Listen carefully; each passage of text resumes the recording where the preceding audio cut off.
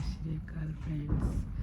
এই বাবুদের result out হয়ে যাওয়ার পর আমরা একটু এসেছি এদিকে হলিডে মানাতে। এই এসে পৌঁছালাম মেমারিতে, কারণ সাহেবের পাপা তো এখন ফ্রি নেই, এখন এখানে কাজে ব্যস্ত, তাই একটু আমরা বাইরে যেতে পারবো না এখন, তাই এখানেই চলে এলাম একটু টাইম স্পেন্ড করতে। সবাই পরীক্ষা দিয়ে রেজাল্ট বেরিয়ে সব অনেক পরিশ্রম করেছে। ওপরওয়ালার দোয়ায় সবার পরীক্ষা রেজাল্টও মোটামুটি ভালো হয়েছে, আল্লাহর উপরে ভালোই হয়েছে, 90% 80% পেয়েছে সবাই।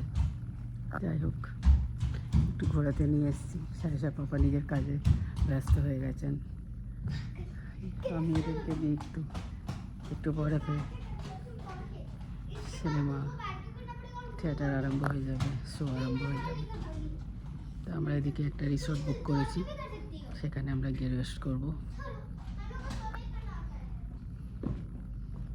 একটু শেয়ার করলাম তোমাদের সাথে, সঙ্গে থাকো, আরও শেয়ার করব।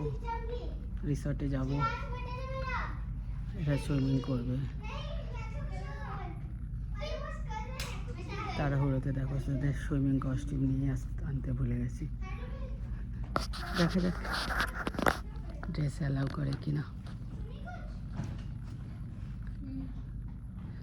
এখন সেই মাধুরী আর ঐশ্বরিয়ার গান হচ্ছিল যখন আমরা ঢুকলাম, খুব ভালো লাগছিল, একটু শেয়ার করবো তোমাদের সাথে।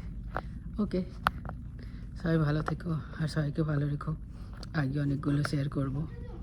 ওকে, আল্লাহ হাফিজ। সারা কোথায়? ও একদম মেডে লাগিয়ে বসেছে।